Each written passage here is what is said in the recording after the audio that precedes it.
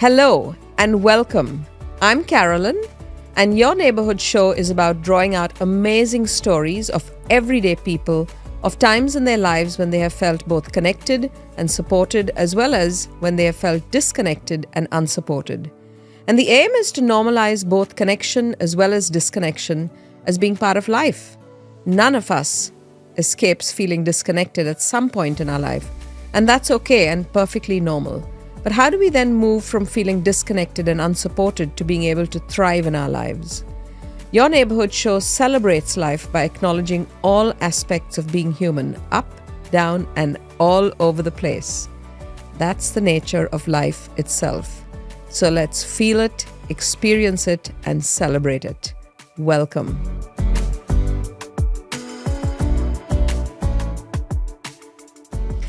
Hello and welcome to Your Neighborhood Show. I'm Carolyn, and our guest today is the lovely Menaka Thomas. I met Menaka, or actually heard Menaka at probably 3 or 4 years ago at a Women in Voice concert here in Brisbane, which kind of showcases new and upcoming talent. Is that correct? And it's women especially. Yeah. And I just totally and completely I've fallen in love with her voice and her as a human being when she performed, because I hopefully will get her to sing a little bit as part of the conversation today. But she's got this really beautiful presence about her when she sings, and so in the moment, and that's what I totally loved. And 3 years later, she has. We had this conversation, and I asked her whether she would be on the podcast. So welcome, Menaka. Thank you. I'm very excited to be here. Thanks, Carolyn. Yes, so am I, and love for our guests, our audience to hear your story. Menaka is also, she's a singer, she's a songwriter, she is a mum. She stays with her parents stay with her in a beautiful joint not joint family, but they look after each other.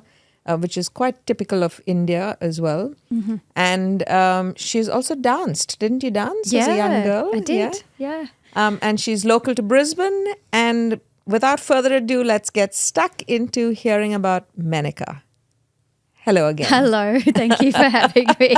I hope I covered everything. Oh, it's great. I'm feeling so comfy. I'm ready to go. Good. You're not nervous, I hope? No, it's like I said to you, it's one of those days where you do the morning run, you do the domestics, and you arrive here and you're like, here I am doing this. So, I'm very excited. Yeah. So to put you at ease, it's just a conversation and we'll just roll with it. And mainly wanting to discover stories from your life. So, yes. Yeah. As we do with all of our guests, or as I do with all my guests, I first ask you for a bit of your background in terms of your childhood, your early childhood, and right up to you get to your teenage years. Mm-hmm. So if you could start with telling us a little bit about that would be amazing. Yeah, sure. I was born in Brisbane. I'm a Brizzy girl. My parents immigrated to Australia. So my father was born and brought up in Malaysia, and my mother is from India. She was brought up in Mumbai. And so they actually married in 1979. And there's an amazing story about, I think, how they came together, because their marriage was an arranged marriage, which is, mm-hmm. I guess even just back in that day, quite typical, quite the way that people used to be introduced to each other, where the families bring people together as opposed to the individuals finding each other. So my dad was already out here studying, and the network, the auntie network, kind of matched them, I guess. And Mum found herself leaving her sheltered, close-knit family in Mumbai. She was one of nine children. Wow! Never ever heard of Australia before. Never been on a plane. Never been outside of her, family sphere, if you like. And then came to Australia, back in 1979, and Dad was then he'd started his journey on being a teacher, high school teacher, and he had to go into regional service. So I think Mum found herself an emerald back then, which is, quite remote, isn't it? Remote and a big shock, I would say. Like very vastly different to bustling, busy Mumbai. How did she navigate that? It was tricky. As far as what I know, what she's told us, it was tricky. It makes me really admire her as a woman, you know, as a person. That requires incredible strength, I think, to re-navigate your path, I guess, and leave behind everything that she had loved to come here with a man she barely knew. Yeah. So, it's a massive sacrifice. And then to be in Emerald, which is not a city or anything. No, you know what I mean? no. So she tells a story of, you know, going down to the local grocers with, you know, the list of, you know, all the vegetables and the dals and the lentils that she wanted. Indian groceries. That's right. And the grocer looking at her with a puzzled look. Anyway, so... Oh, that's so sweet. Yeah. So then, you know, they then moved to Brisbane, and then that's my brother was born, and then I was born in shortly afterwards. So yeah, that's where my journey began. In that context. And so, what year did you move to Brisbane? So I was born in Brisbane. You were born in Brisbane. Yeah, I was born in Brisbane. Was born in Emerald. Yeah, my brother and I were born in Brisbane. So my parents moved from. I guess from their rural posting to Brisbane, back to Brisbane to settle, and for my dad to continue his. And your brother, career. What's your brother's name? Praveen, and what's the age difference between you? 2 years, yeah. Okay. I remember you saying you've got quite a close relationship with Praveen, which is amazing. Yeah. So I think, we've always been close, and Mum chose to stay at home. And be the mother, the stay at home, the anchor, because Dad had to go and, you know, earn the living and the money to support us. And so, that was that dynamic actually worked brilliantly.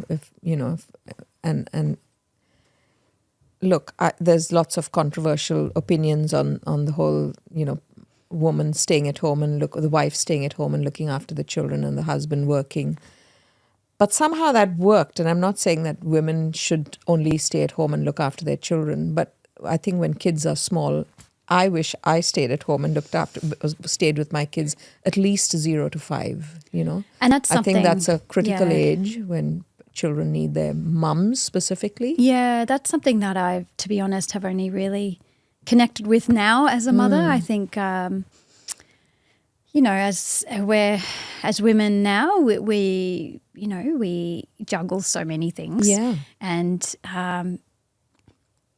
study and getting a career is one of them. And everyone works hard to some extent to get to where they want to be. And so to let that go and to focus solely on being a mum can be a really big shift in identity and really tricky. And probably this society, I think, doesn't allow for that space. It's not a paid job, doesn't support financially or even from a social perspective, I think. So I think my mum, it was probably more familiar to her from that cultural perspective. Like it was, I think, maybe the role expectations, gender role expectations were probably more clear in her mind as a result of how she was raised. Correct. And who she was modelling in her life. So it probably was probably an easy, maybe a seamless decision for her. I know she did try to work, like she to support the household, and then she quickly realised that her heart was more in the homemaking space. And that's foundational stuff. You know, I often think a mother's job at home is not. It's like often people say, "Oh, I'm just a stay-at-home mum," and I get really angry because you're not just a stay-at-home mum. The job of a mother and staying at home and looking after children is bigger and more demanding than that of a CEO, as far as I'm concerned. Yeah. You're raising a future human. there's no time on the hours that you work. It's not a 9 to 5 job. Yeah. Every child is different, and you're not given a manual to do this. That's There's no right. job description. Yeah. Yeah. It's such a honor to be with our kids, I think, and just as a society, we've kind of shifted that. Okay, we have to women. We study and whatever, and women. The whole thing about equality and going out and getting a job and whatever, but give that reverence to being a mother importance of the highest degree as far as I'm concerned, 0 to 5, because our children really need mothers. You breastfeed and your connection to your child, that's all foundational stuff for teenage adult years, a connection to mom and dad, of course, but mom especially. That's my humble view. And sadly, and maybe because I didn't do it myself, because I worked 12 hours a day from the time my children were born. So, but anyway, coming back to Menaka. So that's amazing that your mom chose that, and look at you and your brother. Just the connections that you'll have as a family. From what I've heard, you'll still, even though you'll have, you'll have strong, opposing views. You'll have the comfortableness you're comfortable enough to talk about it. Yeah. You know what I mean? I mean, I think that was something that my parents encouraged. There was always room to debate, to talk. We had quite a few boisterous debates and discussions in the household, but it was always encouraged that we brought things to the table, and lots of family meetings. But that's amazing. But I think that's made us comfortable to share. Yeah. And at the time, it might not have felt that great, but it's so amazing that you can. I used to also say that to my own children. You can say whatever you want as long as it's respectful. You can pull me up. You can tell, as long as it's respectful, you can say whatever you want to me and create that, that safe space for. Yeah. And sometimes you raise your voice and whatever, but that's all part of. That's part of it. Being human. Yeah. Okay. Now I know we've gone slightly off track over here, but tell me about your school years. I know you had primary school and secondary school was stark different, and you've experienced connection as well as disconnection. So I grew up in a local primary school in the southern part of Brisbane in the 80s. So I think contextually it was a time in my experience where it wasn't so diverse or multicultural in Brisbane, at least in the school environment that I was in. Yeah. And even though I don't think I experienced overt racism, like in my face, I felt different. And I think that's fine to feel different. I embrace it. I don't, I'm comfortable being different.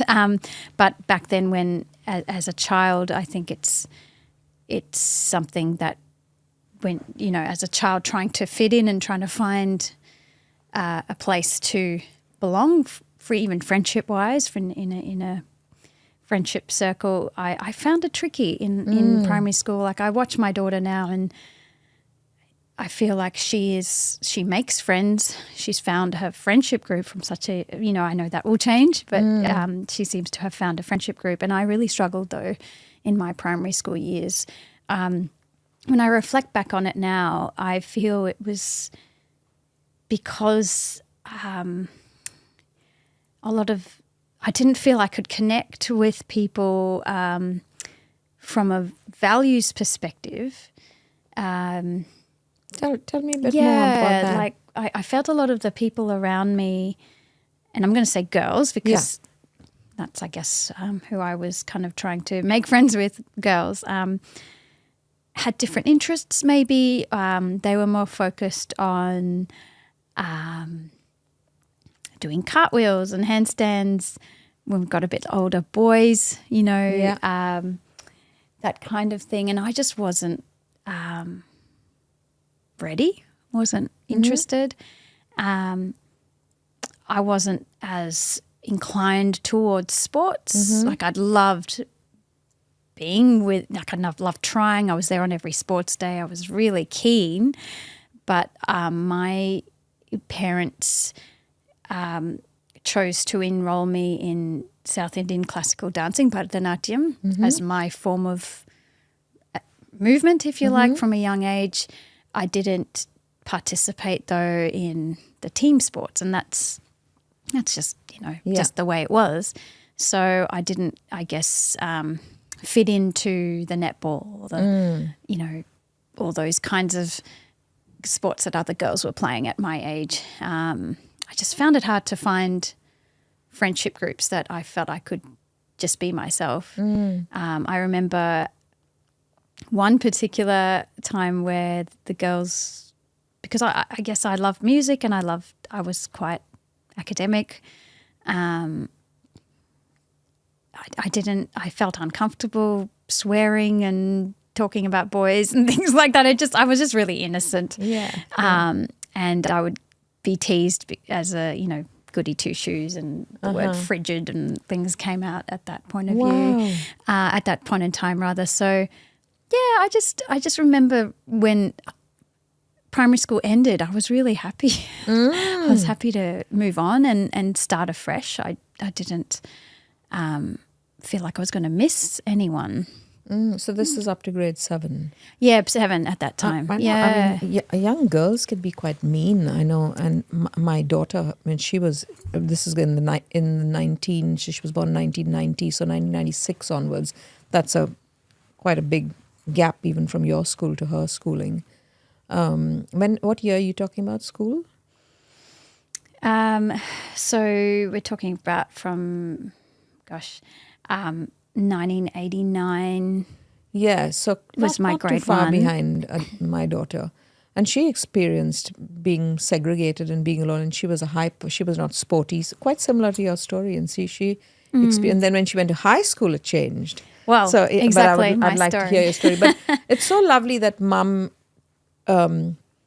your parents kind of kept you connected to the Indian cultural stuff of Bharatanatyam and singing. And was it Indian classical music that you sang? Yes. So basically, my mother is South Indian classical Carnatic, so the South Indian classical form of music is a Carnatic music. Yes. And she is a Carnatic music teacher and a singer. And back then, probably in the mid 1990s. She's not that old. Mid 1980s. Sorry, she started her own school of music. So she, as far as I know, is probably one of the first Indian classical teachers. Wow. Especially South Indian classical teachers in Brisbane.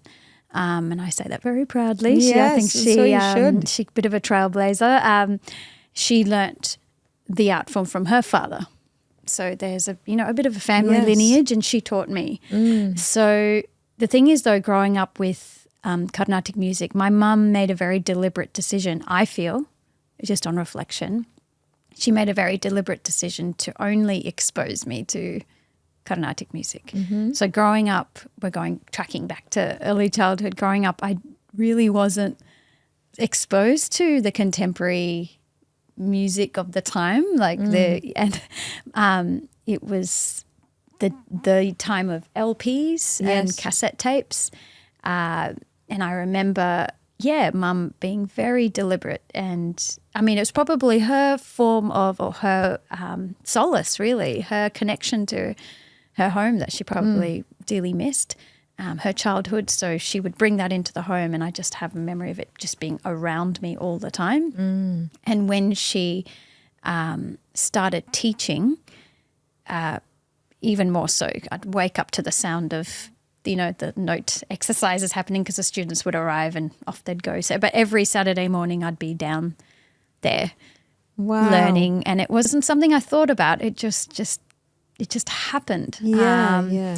And I was on that point, though, of contemporary music. I think my only exposure really was, my dad is a news buff, and he loves his ABC Radio National and still to this day, and, morning radio, ABC morning radio. And so he would switch it on as soon as he got up, and he would use that almost as his timer. Like the news would come on at 6:45 or quarter to the hour, and it would kind of help him get ready for the morning.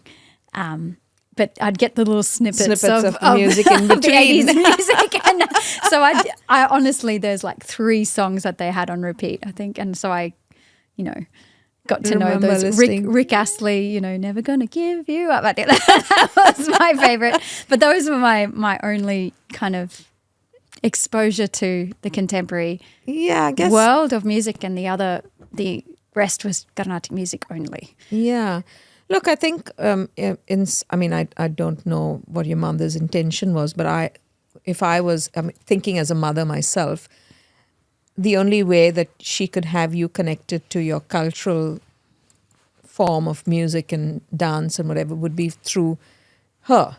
If you went out into the world and into school, you're not going to hear it from somebody else. And she wants you to connect to your roots. And it's so important to have that connection to our roots when we're in another country. I'm going to be speaking with another gentleman soon. Yeah. And his whole story of finding himself as a young man over here was getting stories from his grandmother and connecting to his cultural roots. And so what your mum did is basically connecting you to your own cultural form of music, because she knew that if you go out into the world in Australia, you're going to see Western music everywhere anyway. Yes. But you're not necessarily going to hear Carnatic music and be immersed in it. And she was very deliberate in not, I feel, she was very deliberate in not exposing me to Bollywood music either. I did not grow up with Bollywood music. Wow. So I don't have even till this day, I don't have an inclination towards Bollywood music at all. So it's really interesting. On a funny note, my mother was an opera singer, and she used to wake up in the morning to singing arias in Italian and German, and I used to put earplugs in my ears because I couldn't handle it. And until today, I'm not a big opera buff. My sister is, but I'm not. But I learned in my older years to appreciate it much more. But, there you go. Yeah. But I wasn't a singer, so, but I can relate to your waking up every morning and listening to or only hearing Carnatic music and, that. Because that was what she appreciated, and Indian classical music is in a class of its own anyway. It is. So I wasn't a very good student though. Like I feel like I only absorbed it because it was around me.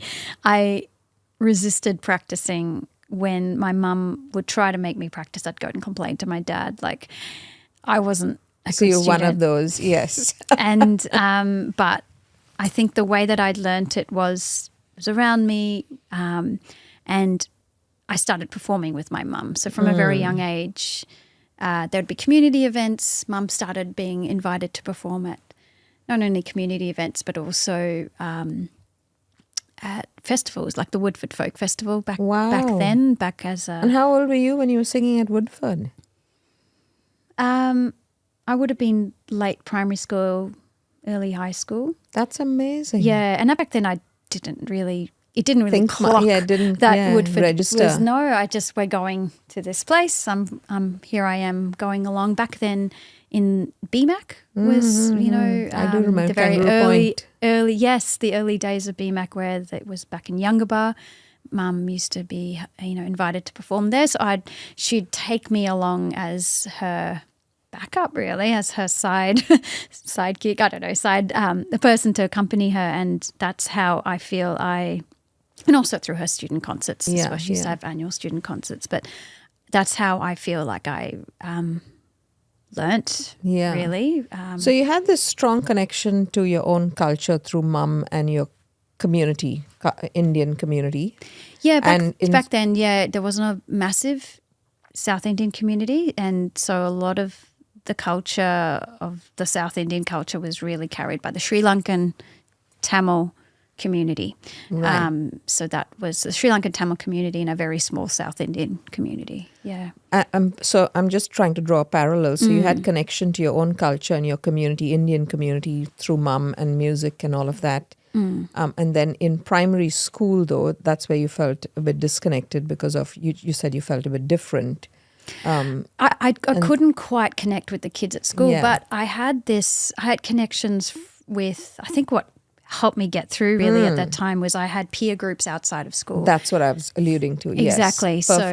Perfect. So you were still disconnected here but connected here. So there was that. Yeah. It was not as if, you know what I mean, you had good grounding in Yeah. that respect. And then you go to, Yes. but you're still, I guess, from a perspective of belonging, when you're in school, you still want to be, it's in us to want to belong to, you know, wherever we are in school as well. And so In you primary felt that. school, I think I really felt I belonged in the choir. With music. Yeah, not in my friendship lunchtime Yeah. groups. So I remember a lot of my lunches were in the choir, and when I had to go and find the group that out there, didn't feel right, you know. So How did that change in high school? yeah, so high school was such a different experience because I went to a high school that was so multicultural. Everyone was, in inverted commas, different. Like it was, everyone had there was no one size fits all rule. Yeah. Everyone had a different story. Everyone looked different. Everyone had a different cultural, ethnic And that was still here in Brisbane. Yeah. Yeah. south side of Brisbane. So I felt at home because I didn't feel different. And that's teenage years, so it's also good Yeah. because those are your vulnerable times. And I went to a school where my dad was the teacher. Oh, So and I was gosh. very aware of that too. As a teenage girl, I was so aware of that. So I made a very conscious decision to make lots of friends because I thought safety in numbers. If people don't like my dad, because he was a maths teacher, science teacher, nothing personal, but maths and nerdy. science. You know, at that time, you know, who likes maths and science, but especially maths and science teachers. But I thought if I'm liked, I'll be fine. I'll be safe. That was my How did you, when you said you had tried your best to be liked, what did you do? I think I was a little bit politician. Like I was just really made an effort to connect. I even remember once there was, I still remember her name, Gemma. I learned from her because she came up to me once and she said hi and she held out her hand and my name's Gemma. And it was the first time anyone had ever held out their hand and shook my hand like a peer. Wow. And I thought, I love that. So every time I met people, then I'd say, hi. And it disarmed people, that connection. And I think took people by surprise, but I think people liked it. So that was my first strategy to introduce yourself with a handshake. Just to connect, just to go, hey, eye contact, shake the hand. And so I made friends. I made lots of friends. And the friends that I have now, I still am in contact with my high school friends, but That's amazing. That's amazing. And then, so your high school years were pretty good. Oh, they were fantastic. The best that's years. so good. Yeah, and I made sure that I'm a yes person. And I say that now because What do you mean by that? If someone says, do you want to do this? I said, yeah, I'll just say yes without even thinking. I struggle to say no. So where do you say that comes? In high school, I was doing music. So I was in the choir. I was doing orchestra. I was doing debating. I was doing public speaking. I was doing everything I could. Straight A student. And and also, trying my best. Yeah, I was just yes. Give everything to me. I'll do it all. And as a result, I think I had many pockets of friends. Yeah. And working very hard to be friends to the point where I did make a very also conscious decision to avoid the drama because girls at that age. That's a bit of wisdom there. You made a conscious decision to avoid the drama. Girls at that age, especially when they get into what my experiences was that especially if they get attached to a particular, be it, best friend or whatever. It can like cliquey. That can be the breeding ground for jealousy and drama. And I saw that pretty quickly. And so I made a point to stay out of that and just keep friends with keep friends with a few groups and not the moment there would be some sort of inkling of drama, I just quietly distance myself and stay neutral because I really wanted to be friends with people. I wanted to avoid the conflict, and I think that was my compensation for my primary school years where I felt like I didn't have friends, so I really wanted to feel like I belonged and was liked, and And you had a bit of a strategy there. Of how you would I achieve that. really think it was strategic. At the time, I wouldn't have been able to articulate that, but looking back on it now, I can see that I was And it kind of planning it worked in my because head. those friends are still friends today. Oh yeah, So they're like sisters. Yeah. Well, I hope somebody takes that down as a strategy. Well, it's Shake the hand, shake hands, eye introduce contact, yourself, shake yes. hands, eye contact. Make sure you don't get too caught up in any one group. Get involved in different things. Have different. That's an amazing strategy, and also you're getting the experience of doing so many different things. Yeah, So, I think it worked well. So yeah. so I'm then happy you with finish school, and you're well, I suppose so you finish school, 17, 18. So then comes the boyfriend stage and whatever. How did you go in that whole landscape? that. So I was Especially with, coming from a Indian background. Were your parents broad-minded, open-minded? Yeah, so I remember I was 10 when I turned to my parents.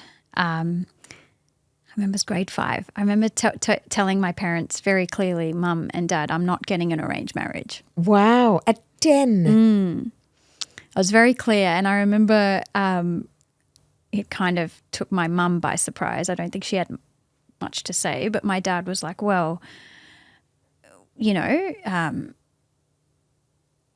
what's your perspective on how this all works out then? And I said, well, I want to find my own person. Uh-huh. And he said, well, okay, but if you're going to do that, you need to know what, you need to know what you want to do in life. You can't get distracted from your studies, I think was his first thing. I said, oh, okay. So what age does that happen? What age do I kind of get to know what life is all about? In my head, I'm like clocking. Again, I must have been very scheming. And he said, oh, when you finish high school. So he shouldn't have said that, because then I was okay, I'm not going to pursue any relationships during high school. I know I'm not that's not going to fly. So, but yeah, when high school finishes, yes, okay, that's going to be my that's going to be the time where I can explore that part of me. So anyway, I don't know how I figured that out, but yeah, I started, I guess, dating after I left high school, and my parents, they probably would tell you too, they probably wouldn't appreciate me saying all this, because they are quite private people, and I think, there's this whole keeping face in community, these things aren't really talked about. But I would say it was a big learning curve for them. One thing that my parents, though, taught me was honesty, like right from a very young age. I know especially my mum would say it's really honest. It's really important that you're honest with us. We need to be honest with each other. Don't hide anything from us. So amazing. And that was drilled into me quite from an early age. So when I first started dating, I remember going to my mum. I remember I was in the car. She was driving, probably not very smart, but I remember telling her, I'm going out with so-and-so. And she said, going out where? Love it. And she had no clue, because it was so far removed from. Yes, of course. Because hers was an arranged marriage. No, that was all she knew, know. And to be honest, anything else was probably frowned upon. Yes. Because I'm not saying this to boast, but I was considered a good girl because my mum was held in high regard as a teacher, like teachers, especially teachers of the arts in South Indian culture. I'm going to say Sri Lankan culture, so, Tamil culture is, if you're a teacher, you're very highly revered. And being the daughter of the teacher and also being an artist, I think, people could see that I could sing, and Mum, I would be the senior student that Mum would showcase along with some others. You were highly eligible. Well, in the I keep thinking you're Indian, but you're Sri Lankan. No, I'm Indian. Indian heritage. Okay. But I think the Sri Lankan Tamil and the South Indian Tamil communities back then, when Brisbane was a lot smaller, were very connected. The culture's very similar. Yeah. And that comes down to the language as well. So reputation was very important to my parents, and they would they would be the first to say family reputation is everything back then. Yeah. You know, and we do Yeah. everything we can to preserve that and not Correct. taint that. And anyone who did date was considered scandalous. And I knew that. And I still chose to. But you were a little rebel. Well, I knew it wasn't for me. I'm not against arranged marriage. I would just Yeah. want to say that I feel like it comes down to the individual's choice, in my view. This is Yeah. my personal view, that if a person wants an arranged marriage, that's amazing.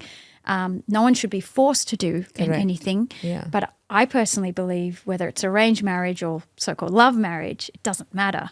The mode doesn't matter. It comes down to the people in the families involved. How they Because get along I know and- so many yeah. people who are in an arranged marriage who have an amazing relationship, and likewise in a so-called love marriage, and vice versa, people in either a love marriage or arranged marriage where it's very dysfunctional. So I don't think it's the mode. But I knew for myself that mode, that more traditional mode of arranged marriage did not suit me. And I knew that. And you knew that at the age of 10. For some reason I knew that. Yeah. And I think it's amazing that you could even have that conversation so openly with your parents, Yeah. given their Credit to given them. their Credit 100%. to them. And it would have challenged them. And they probably were Totally. hoping that it was just a passing phase from a little girl. But it wasn't. So when I remember my parents were worried. Yeah. But they kind of enlisted my brother to keep an eye on me, and my brother was great. Like they'd go and say, "What is this?" And my brother would be like, Praveen would be like, "Just relax, you know, it's all good. She's okay." And he was probably like handy a to father have a figure big to me. brother on your side. Yeah, and he was quite shy, so I had to be. He hadn't gone into the dating world yet, so I was probably the one that gave all my parents the grey hairs to begin with, and just blaze the trail, so to speak. Yeah. But yeah, No, what I'm hearing is a real strong reverence for your parents and values. They instilled in you really great values to start with. So that high respect that you had for your mom and dad comes through very, very clearly in terms of, even though you were allowed to have, be in a relationship at that age, you still had that honesty factor there where you told your parents what you were up to, and you might have had blow-ups and arguments and all of that. Yeah. But you were not, it was within a safe environment. Definitely. I think something that mum... And that's a big deal, It is a big deal. And something that mum always said was that even if we disagree and even if we have a fight, we have to come back together. Correct. And she would literally physically go, we have to hug it out. Yeah, that's so awesome. So we used to have some big moments, but we'd always come back into we would never, I don't think we'd end the day, well, obviously Yeah, there's always that's something that carries amazing. on, but we'd make sure that there would be that repair. Yeah. Full credit to your parents, I have to say, for that, creating that sense of safety for you to go and explore your views on what it is to be in relationship in a Western country. You're born and brought up here, but you've still got your Indian. I'm walking two cultures. Yeah. So it wasn't an easy path. And how did you meet Sam, your husband? Yeah, so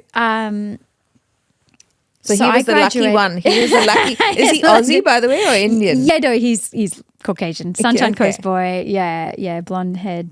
So how did that go down? So I graduated as a physio, Yeah. a physiotherapist, and started working up at the Sunshine Coast in a hospital there. And Sam, so I was a couple of years out of university, out of my bachelor degree, and Sam graduated as an occupational therapist, and he started working at the same hospital that I was. And the first time I met him, he had actually just come back from India. He'd gone on a backpacking trip through Sri Lanka and India with his best friend and come back. And so he was full of stories. And I remember looking at him going, whatever, like, who is this white guy thinking he knows all about India? I was really dismissive of him.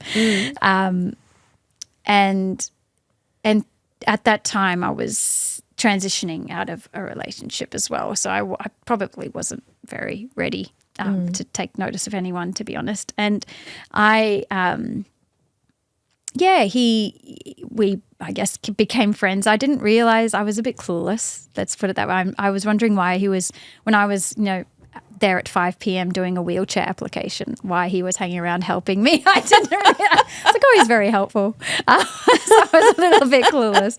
But look, eventually he came clean and said, look, I like you, and we started, I guess starting the process. We went out to dinner and that kind of thing. But I said to him pretty quickly, if this is going to be something that continues, I need to see if my parents are okay with this. Yeah. Because, and I'll be honest here. I feel that I'm not sure about now, but back then when I was brought up, I feel there was a little bit of protectiveness around culture and therefore how one should marry. I think there was an expectation that I would marry within the cultural fold, if that makes sense. So someone who's not only South Indian, Tamil speaking, but Brahmin as well. That's my family caste.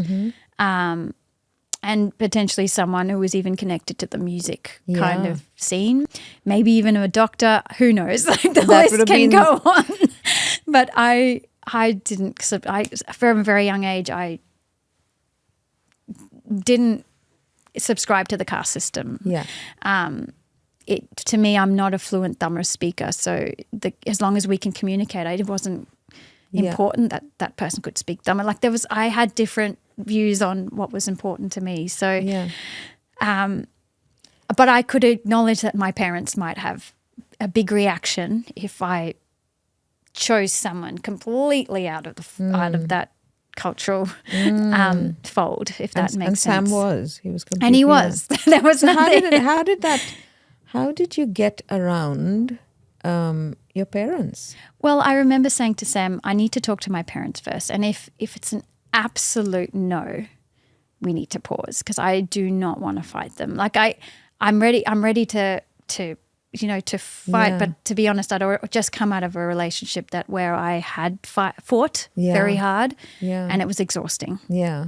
Really exhausting. And it really put a lot of strain on my relationship with my parents and I wasn't ready to do that again.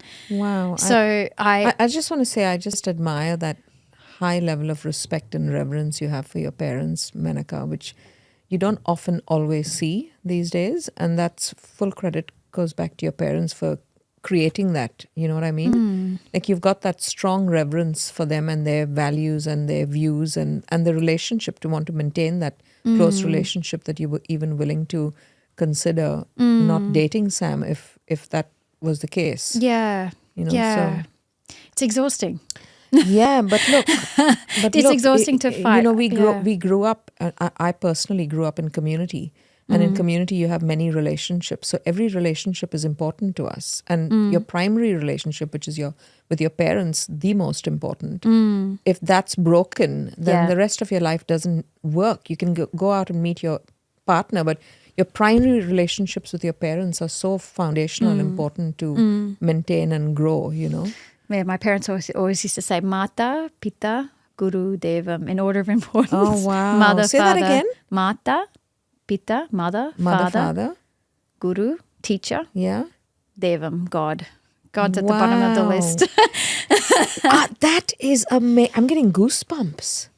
That's amazing. Yeah, that was drummed into me from a young age. So yeah, I guess that was something that came. Yeah, I've learned something new today in that. I've never heard that, and I think that's beautiful because mother-father relationship for me and now as a community person is God. Like we are all connected. So this, you know what I mean? There is no person there with a big beard hanging up, in my opinion, that we call God. But in relationship, the quality of our relationships is God, if that makes sense. And so Mata Pita is your mother and father who's brought you into the world. Teacher, Guru. Yeah, and that's beautiful. Thank you for sharing that. That's okay. My dad used to sing it all the time. Mata, Pita, Guru Deva. Just to remind me. Get in line. Okay, we're good. I think we're running a bit short on time. Of course. So we're going to fast track to what I consider a really important part of your life's journey so far. And that is briefly about your eye problems. You had some eye problems and then how that brought you back to or reconnected you with first you lost connection with your music? Or because of the singing, because of the eye? Well, what happened? Give us a bit. Tell us that story. So when I was working in the hospital system, as early 20s, I started developing an inflammatory condition of my eyes where what would happen was I'd get just really angry, inflamed, light-sensitive eyes, and then I'd prescribe steroids and like topical steroids as in eye drops as well as oral steroids, and I'd hit it with that. It would all calm down and it'd all be good. And then it would start again. And so there was these cycles that were happening, but I just treated it with the drugs I was given. I'd seen like maybe two or three ophthalmologists who were like, yep, do this scrub, do this, here are the antibiotics. I was fine. But what happened was after some time, those periods of flaring up would become longer and more intense. And the periods of what I'm calling remission, where it was okay, would become shorter. So fast forward, say this happened, it started happening in, say, 2004. Fast forward, say, 10 years, there was absolutely no remission. So my eyes were always inflamed, always angry. I always sensitive to light. Like I couldn't handle this kind of light. I had to wear sunglasses inside. It became really tricky driving because the analogy I used to tell people, it felt like I had the windscreen was always muddy, and the windscreen wipers just couldn't get rid of that's how it felt. Like every time I'd blink, it almost like a new wash How did that affect your life, tears. your living? Well, it got to a point where, I couldn't drive because the inflammation continued. So I was very light sensitive. But because the inflammation continued, it started scarring the cornea. And so I started to lose my vision. And so I started withdrawing from, because getting on stage was horrible. Yes. I started getting really self-conscious because everyone asked me, what's wrong with your eyes? Why can't you see? Wear glasses. But glasses, I said it would be like washing, like it would be like, putting glass on a chipped windscreen where you can't see through the chipped windscreen, but no one really got it. And so I'd start getting self-conscious. It was difficult to be outside, losing my vision. By then I was married and I remember it got to a point where I just couldn't see. I was struggling with my balance, and I was studying yoga therapy at the time, and the yoga therapy, coordinator said to me, "Look, I know a really good Ayurvedic doctor in Kerala, in India. It's a hospital. Go stay there." She was a very big believer in Ayurveda. By that stage, I felt like I was up to ophthalmologist number 6. Wow. I was throwing everything at it. I'd already started some natural therapies, including Ayurveda. So I was desperate though. I'd give anything a go. So I went over there for a month, stayed in the Ayurvedic hospital. It didn't get any better. I think by that stage it was too progressed. Like I'm a big believer in integrated therapy, but I feel like when it comes to something that's very far gone, it sometimes I feel, I don't know. In this case, the treatment didn't work, but what it did give me, what that time gave me was a time of reflection. I couldn't read. I'd love reading usually, but I couldn't read because my eyes were so bad, my vision was so bad, but I just write in big letters with a black felt tip pen in my diary, and I was trying to connect with the divine, I guess, and just almost pleading. In that, it was a very low space for me, but in that space, also a reflective space of what's happening in my life. What do I need to let go of, as well?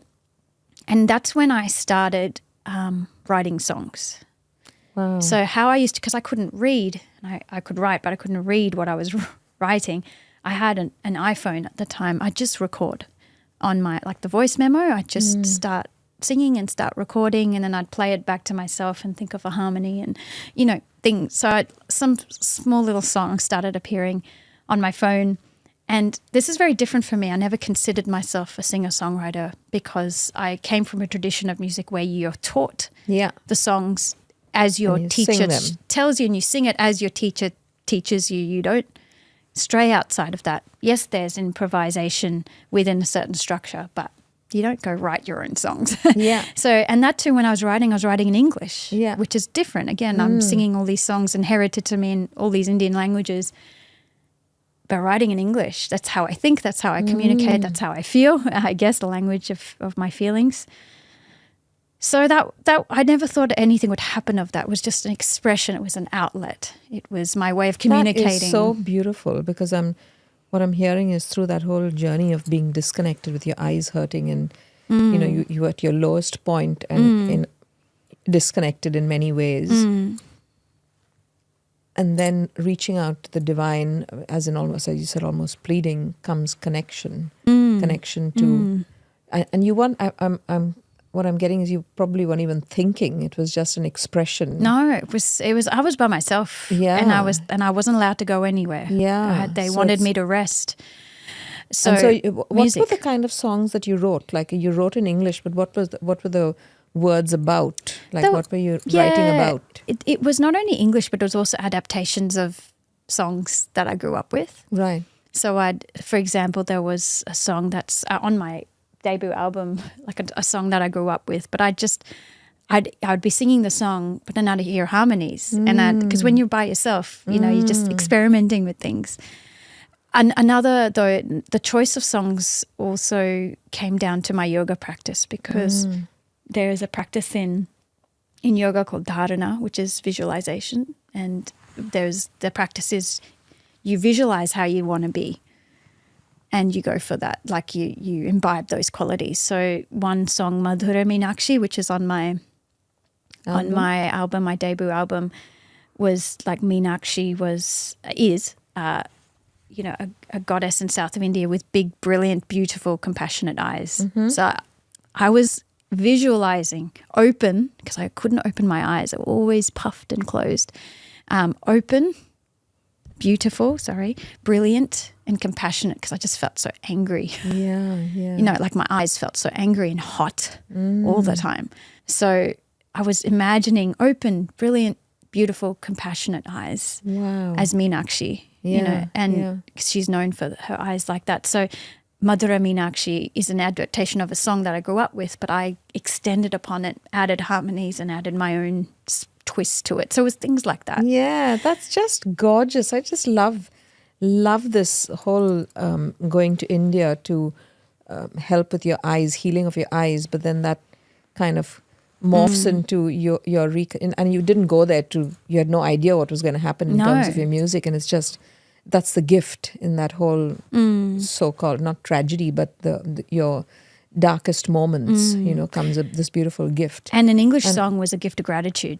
Yeah, because there were people in my life that I felt moved heaven and earth to help me, beginning from my friends to my colleagues to my beautiful family. So it was a love song to them. So things like that, just to help me get would through. you mind, I mean, I know this is a big ask and you can absolutely say no.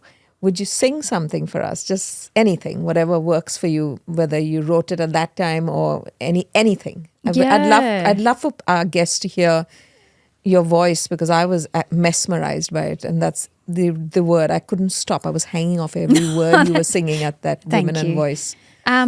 You were clearly the best singer for me that day. You totally were. Thanks. And I was so proud because you were Indian. She's Indian. Oh, that's very sweet. That is a big thing to say, but thank you. Well, I've got my phone here, only because I'm reaching for my phone to put on the Shruti, which is Shruti. So it's the recorded version, I guess, of a tambura, which is that drone instrument. It's a four-stringed instrument that sits in the background of Indian music, classical music. It gives me my pitch. Okay. So it's going to play very softly in the background. But we were talking about Madhura Meenakshi. I'll just sing the first line of it. Madhura, Madhura Meenakshi,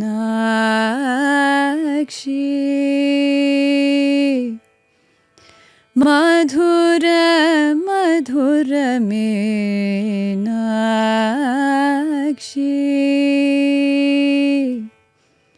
Madhur Madhur Meenakshi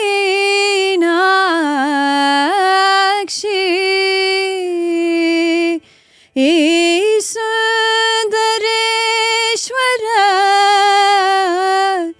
Bhageshwari Ambasuvarare Jagadishwari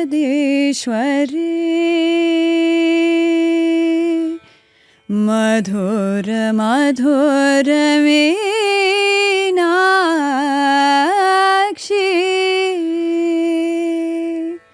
Oh, that's beautiful. So, and it goes on, and I added harmonies, and it sounds very different because there was a viola player and a piano player, and that's our invocation to any.